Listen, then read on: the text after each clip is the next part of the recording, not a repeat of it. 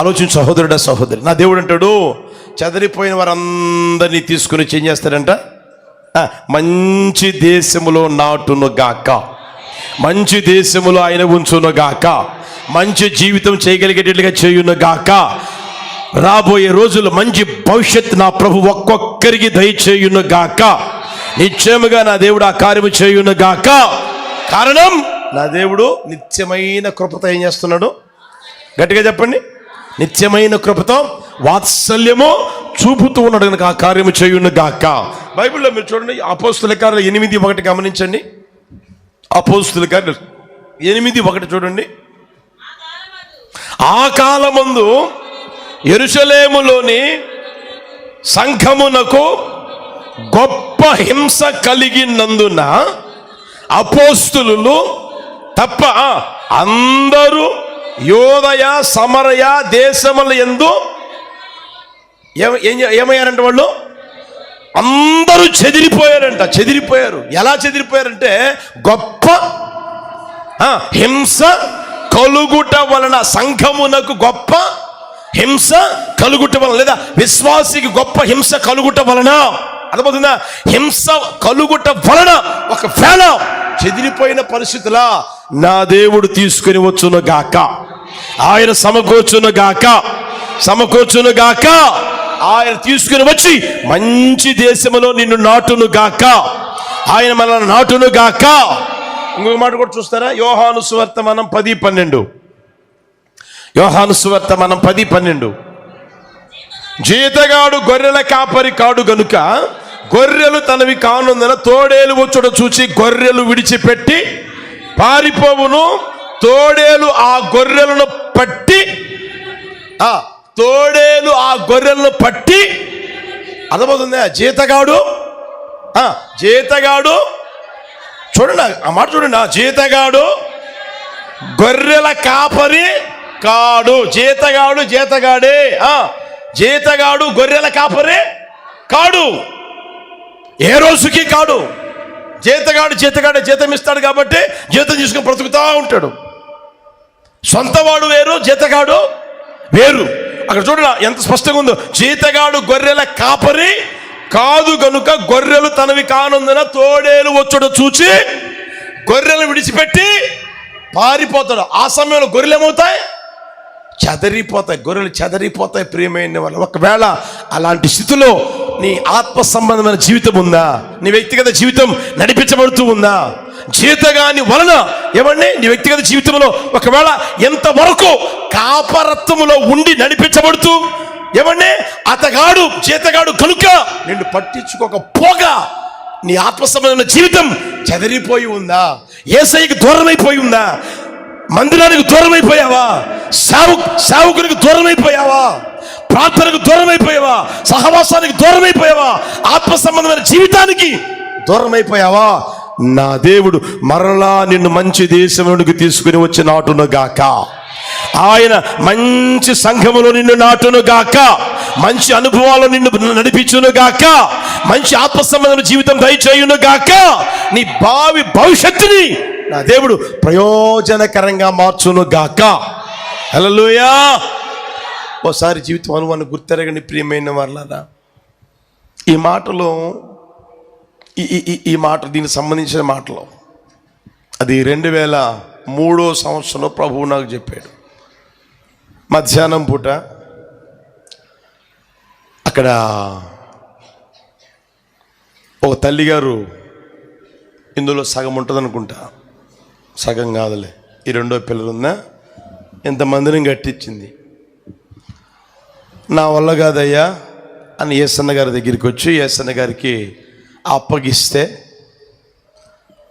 యేసన్న గారు ప్రార్థన చేసి ఆ ప్రాంతానికి నన్ను పంపారు.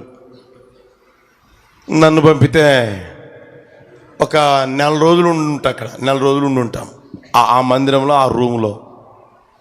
ఆమె మరలా గొడవ పెట్టుకొని మాకు కావాలి అని అంటే అన్నకు చెప్తే సరే ఇచ్చేసేరా, వద్దులే వచ్చేసేయి అన్నాడు. అక్కడి నుంచి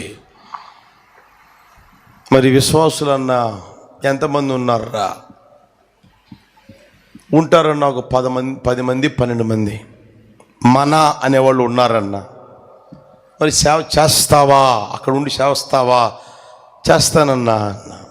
ఆ తర్వాత వెళ్ళి బస్ స్టాండ్ దగ్గర పిల్లర్లు వేశారు, స్లాబ్ వేసింది, గోళ్ళు గిళ్ళ ఏమీ లేవు. ఆ క్రింద పని మనుషులు పని చేసేటప్పుడు చిన్న రూమ్ కట్టుకుంటారే గోళ్ళు, ఆ గోళ్ళు కట్టుంటే ఆ రూమ్ తీసుకున్నాం. ఆ రూములోనే నేను, బ్రదరు, మా సామాన్ అంతా ఆ ఆదివారం ప్రారంభిస్తే 10 మంది 12 మంది వచ్చారు. ఆ రోజుల్లో ప్రార్థన చేసుకుంటా ఉంటే ప్రియమైన వాళ్ళరా, ఆ కొన్ని రోజులు ఒక 10 మంది 12 మంది లేదా 15 మంది లోపే వచ్చేవాళ్ళు అన్నమాట. వచ్చేటప్పుడు నాకు అప్పుడు చేత కాదు, ఇప్పుడు చేత కాదు, అడుక్కొని తినడం. ఎవరినైనా సరే అడుక్కొని తినడం, చేయించుకొని తినడం నాకు చేత. ఆ రోజు చేత కాదు, ఈరోజు చేత కాదు. 12 మంది మందిరానికి వస్తే పరిస్థితులు ఎలా ఉంటాయో ఒకసారి గమనించండి. ఇప్పుడు కాదు, ఎప్పుడు 2003 సంవత్సరంలో. అర్థమైందా? తినేదానికి చేతిలో పైసలు అయితే కొద్దిగా ఉన్నాయి కానీ బియ్యం లేవు.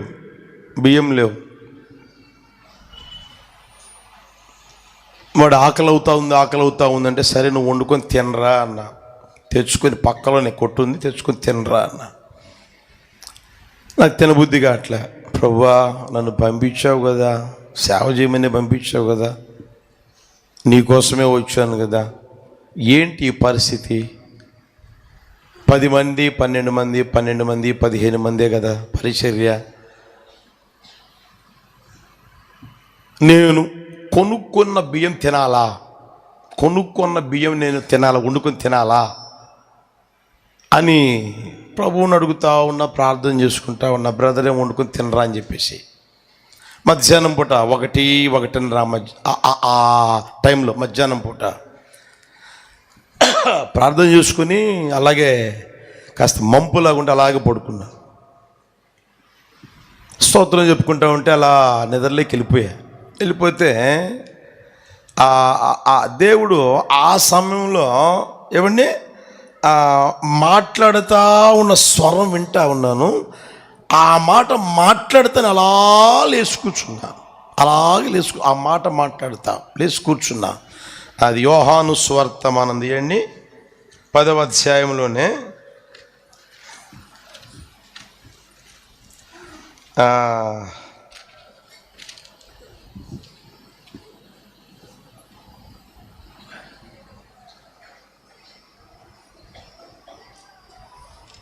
ఈ దొడ్డివి కాని గొర్రెలను చూడండి, 16వ వచనం చూడండి. ఈ దొడ్డివి కాని వేరే గొర్రెలను నాకు కలవు. దేవుడు చెప్తున్నాడు, ఈ దొడ్డివి కాని వేరే గొర్రెలు నాకు కలవు, వాటిని కూడా నేను తోడుకొని రావలను. అవి నా స్వరము వినును, అప్పుడు మంద ఒక్కటియు గొర్రెల కాపరి ఒక్కడును అగును.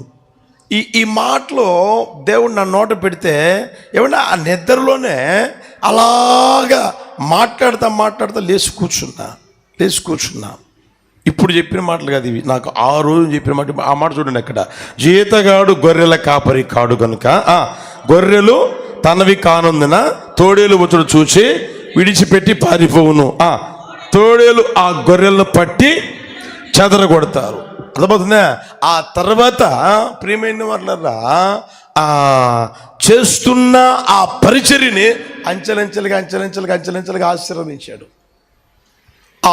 ఆ ప్రాంతంలోనే ఒక 612 గజాలు స్థలం కొనడం, ఆ తర్వాత మందిరం కట్టడం, ఆ తర్వాత సేవ రోజుకి విస్తరిస్తా ఉండడం గమనించే ప్రియమైన వాళ్ళరా. అర్థమవుతుందా? అందుకనే ఈ రోజున ఏమంటే నీ వ్యక్తిగత జీవితంలో ఏమంటే ఆలోచన చేసుకోగలిగితే చెదరగొట్టబడిన ఆ పరిస్థితులు ఉన్నాయా? ఏమండి ఎంతో మందిని నా ప్రభు మందిరానికి తీసుకొని వస్తానే ఉన్నాడు. హల్లెలూయా. ఇంకా నా దేవుడు తీసుకుని వచ్చును గాక, మందలు మందలుగా తీసుకుని వచ్చును గాక. ఏది చూసినా నా దేవుడు ఇప్పుడు చెప్పిన మాట కాదు అది. ఎప్పుడు 2003 సంవత్సరం అక్కడ చెప్పిన మాటలు ఇప్పటికీ ప్రార్థన చేస్తానే. ఎక్కడికి పోయి నేను ప్రార్థన చేస్తాను. నాతో మాట్లాడావు కదా, నాతో ఆ రోజున మాట్లాడావు కదా అని ప్రభువుని అడుగుతానే ఉంటా, ప్రార్థన చేస్తూనే ఉంటా, దేవుడు తీసుకొని వస్తానే ఉన్నాడు. ఒకవేళ మీ వ్యక్తిగత జీవితంలో ఏమండి జీతగాడు కాపరిగా ఉండి నీ వ్యక్తిగత జీవితంలో పరిస్థితులు తారుమారుగా మారిపోయి ఏమండి ఎక్కడికి వెళ్ళాలో తెలియక, ఏది ఆత్మ సంబంధమైన సహవాసమో నీకు అర్థం కాక, ఎక్కడ సత్యం ఉందో, ఎక్కడ ఏమంటే సత్యానికి స్తంభముగా సంఘం ఉందో తెలియని పరిస్థితుల్లో నడిపించబడుతూ ఉన్నావా? చెదరిపోయిన నిన్ను నా దేవుడు తీసుకుని వచ్చును గాక, చెదరగొట్టబడిన నిన్ను నా దేవుడు తీసుకుని వచ్చును గాక. హల్లెలూయా. ఎందుకు తెలుసునా? నిత్యమైన కృపతో ఆయన ఏం చేస్తున్నాడు? గట్టిగా చెప్పండి. నీ మీద నిత్యమైన కృపతో ఇప్పుడు వాత్సల్యము చూపుతూ ఉన్నాడు కనుక ఎక్కడెక్కడ చెదరగొట్టబడ్డావో నాకైతే తెలీదు, నా దేవుడు తీసుకుని వచ్చును గాక. మంచి దేశములో నిన్ను నాటును గాక, సత్తువ కలిగిన సంఘములో నిన్ను నాటును గాక. హల్లెలూయా. నేను నాటడమే కాదు, మంచి భవిష్యత్ నా దేవుడు నీకు దయచేయును గాక. మంచి ప్రయోజనకారులుగా, ఆత్మీయులుగా నా ప్రభు తీర్చిదిద్దును గాక. హల్లెలూయా. మనల్ని ప్రేమించిన దేవుడు ప్రియమైన వారలారా మనకు అనుగ్రహించే ఆశీర్వాదాలు ఒకసారి చూడండి. తోడేలు అని అంటే అబద్ధ బోధకులు. మీరు యెషయా పుస్తకం తీయండి ఒకసారి. ఆ మాటలు రెఫరెన్స్ అయితే నాకు గుర్తులేదు, చూడగలరా?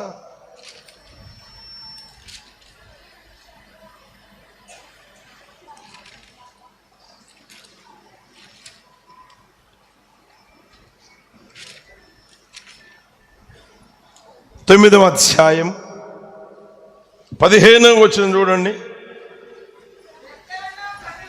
పెద్దలను గనులను తల కల్లాలాడు ప్రవక్తలు, త్వాక ఈ జనుల నాయకులు.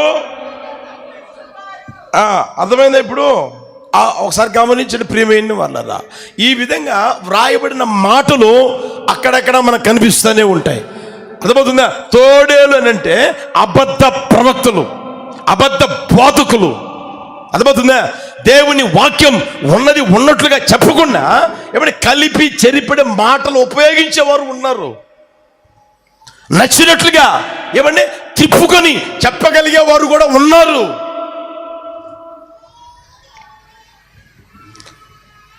నేను ఎప్పుడు చెప్తా ఉంటాను తెలిసినా, సున్నా తెలుసు కదా మీకు, తెలుసా తెలీదా? ఏదైనా తెలియనట్టు చూస్తున్నారు. తెలుసా తెలీదా? సున్నా దానికి ఎన్ని కోణాలు? మ్యాథ్స్ లెక్కలు లేకపోతే ఎన్ని కోణాలు? 300, చెప్పండి గట్టిగా, 60 కోణాలు ఉంటాయి. 360 కోణాలు. ఇక చేయలేకపోయారు, విభాగించలేకపోయారు దాన్ని. అర్థమవుతుందా? ఇప్పుడు వాక్యాన్ని కూడా 360 కోణాలలో ఆలోచన చేయాలి. అర్థమవుతుందా? నీకు నచ్చిన కోణాలు నువ్వు చెప్పడం కాదు అవసరమైంది. ఈ రోజున దేవుని వాక్యాన్ని నచ్చినట్లుగా చెప్పుకునే వాళ్ళు ఉన్నారు, అబద్ధ బోధకులు ఉన్నారు, కలిపి చెరిపిన మాటలు ఉపయోగించే వారు ఉన్నారు. అర్థమవుతుందా? అవసరాల కోసం కలిపి చెరిపిన మాటలు ఉపయోగించే వాళ్ళు ఉన్నారు. లాభ సాధన కోసం, లాభం సంపాదించుకునే దానికోసం ఏమంటే అలాంటి బోధ చేసే బోధకులు ఉన్నారు. అయితే ప్రభు అంటాడు, ప్రియమైన వాళ్ళరా, ఆ పరిస్థితులన్నిటిలో నుంచి ఒకవేళ నువ్వు చెదరగొట్టబడి ఉంటే నా దేవుడు అంటాడు, మిమ్మల్ని అందరినీ సమకూర్చి మంచి దేశములో నాటుతాను. హల్లెలూయా. మంచి సంఘములో నాటును గాక, మంచి భవిష్యత్తు ప్రభు అనుగ్రహించును గాక, మంచి ప్రయోజనకారులు ఒక్కొక్కరిని ప్రభు చేయును గాక. దాన్ని మీ వ్యక్తిగత జీవితంలో గుర్తెరగాలని నా ప్రభు కోరుకుండా ఈ మాటలు తెలియజేస్తా ఉన్నారు ప్రియమైన వాళ్ళరా. ఇంకా మత్తయి సువార్తమానం 9:36 చూడండి. మత్తయి సువార్తమానం 9:36. ఆయన సమూహములను చూచి వారు కాపరి లేని గొర్రెల వలె విసిగి చెదరి ఉన్నందున, ఆ మాట చూడండి, ఎందుకు చెదిరిపోయారంట? కాపరి లేని గొర్రెల వలె విసిగి చెదిరిపోయారంట. విసిగి చెదిరిపోయారు.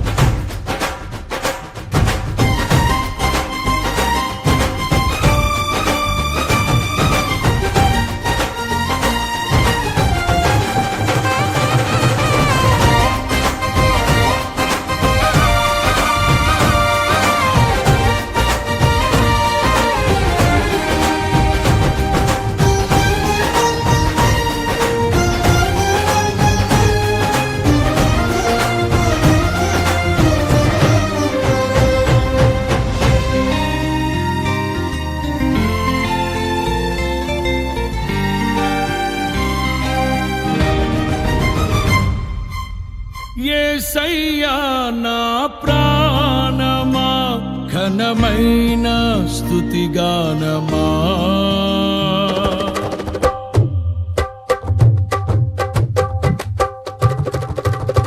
యేసయ్యా నా ప్రాణమా, ఘనమైన స్తుతిగానమా. అద్భుతమైన నీ ఆదరణే, ఆశ్రయమైన నీ సంరక్షణయే నన్ను నీడగా వెంటాడెను. నే ఆలయగా నడిపించెను. నా జీవమా, నా స్తోత్రమా, నీకే ఆరాధన. నా స్నేహము, సంక్షేమము, నీవే ఆరాధ్యుడా. యేసయ్యా నా ప్రాణమా, ఘనమైన స్తుతిగానమా.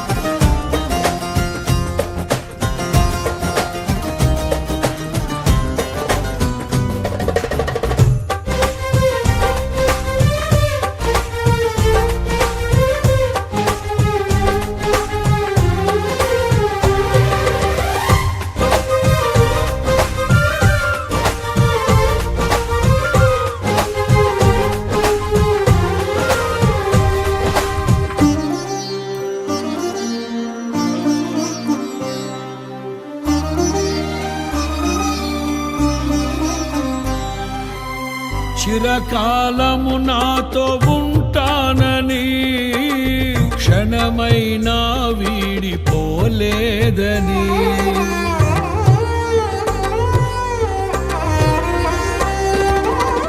నీలో నన్ను చేర్చుకున్నావని, తండ్రితో ఏకమై ఉన్నామని.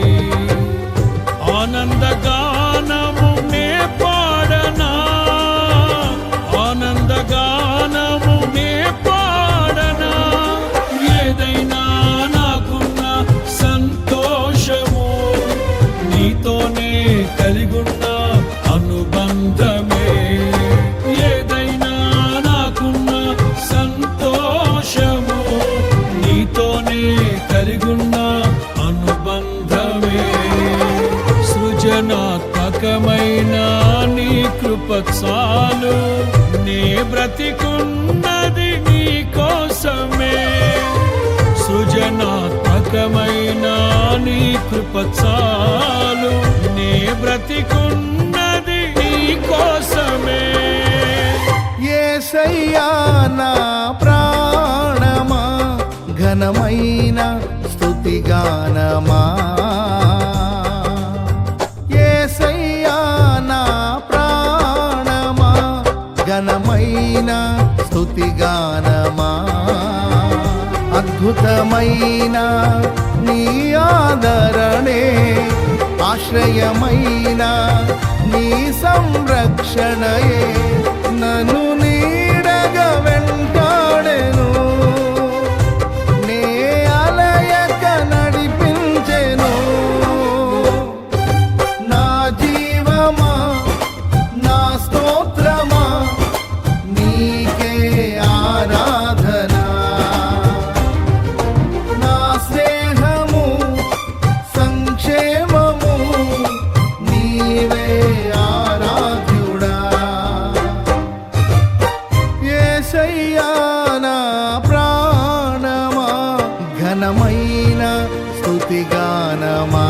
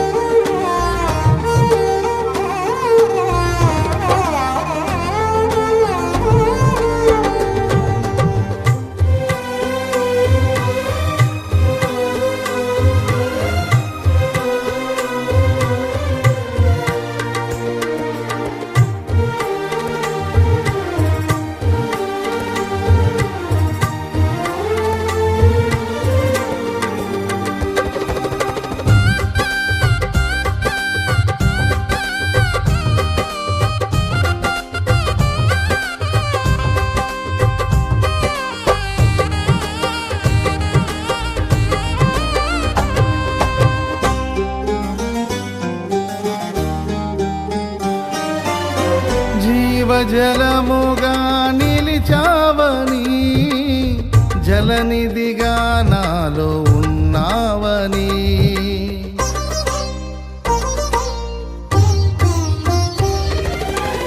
జనులకు దీవెనగా మార్చావని, జగతిలో సాక్షిగా ఉంచావని. ఉత్సాహగానమునే పాడనా, ఉత్సాహగానమునే పాడనా. ఏదైనా నీ కొరకు చేసేందుకు ఇచ్చితివి బలమైన నీ శక్తిని. ఏదైనా నీ కొరకు చేసేందుకు ఇచ్చితివి బలమైన నీ శక్తిని. ఇది ఏ చాలును నా జీవితాంతము, ఇలా నా కన్నీయు నీవే కదా. ఇది ఏ చాలును నా జీవితాంతము, ఇలా నా కన్నీయు నీవే కదా. యేసయ్యా నా ప్రాణమా, ఘనమైన స్తుతిగానమా. యేసయ్యా నా ప్రాణమా, ఘనమైన స్తుతిగానమా. అద్భుతమైన నీ ఆదరణే, ఆశ్రయమైన నీ సంరక్షణయే నన్ను నీడగా వెంటాడెను, నే అలయక నడిపించెను. నా జీవమా, నా స్తోత్రమా, నీకే ఆరాధన. నా స్నేహము, సంక్షేమము, నీవే ఆరాధ్యుడా. యేసయ్యా నా ప్రాణమా, ఘనమైన స్తుతిగానమా.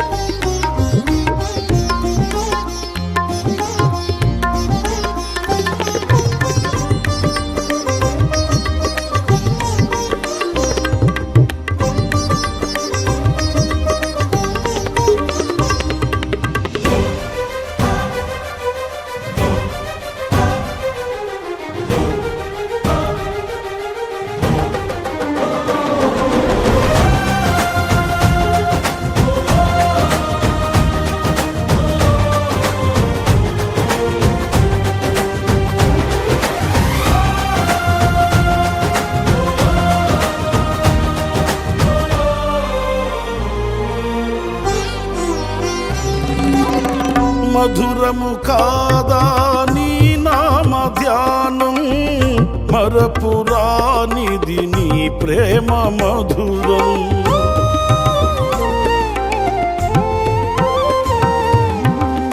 మేలు చేయుచు నన్ను నడుపు వైనం, క్షేమముగాన ఈ లోక పయనం.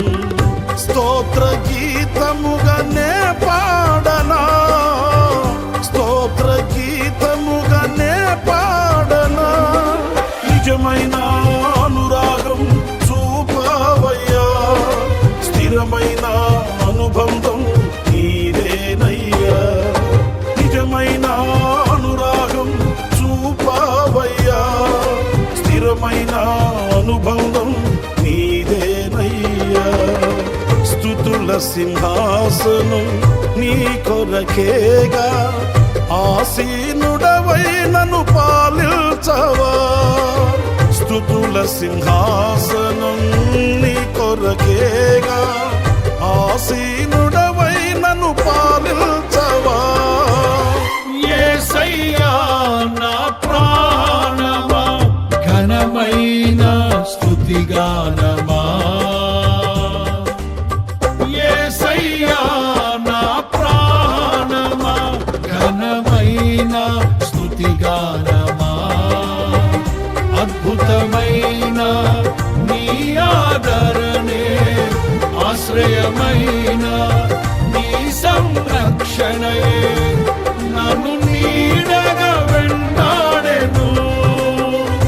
నే అలయక నడిపించెను.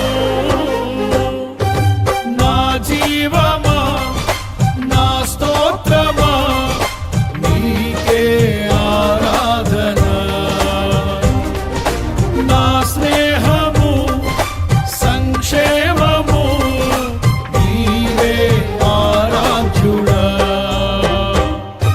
స్తుతి పాత్రుడా స్తోత్రార్హుడా నీకే ఆరాధన. స్తుతి పాత్రుడా స్తోత్రార్హుడా నీకే ఆరాధన. ఆనందమే పరమానందమే నీలో నా యేసయ్యా. ఆనందమే పరమానందమే నీలో నా యేసయ్యా. స్తుతి పాత్రుడా స్తోత్రార్హుడా నీకే ఆరాధన. స్తుతి పాత్రుడా స్తోత్రార్హుడా నీకే ఆరాధన.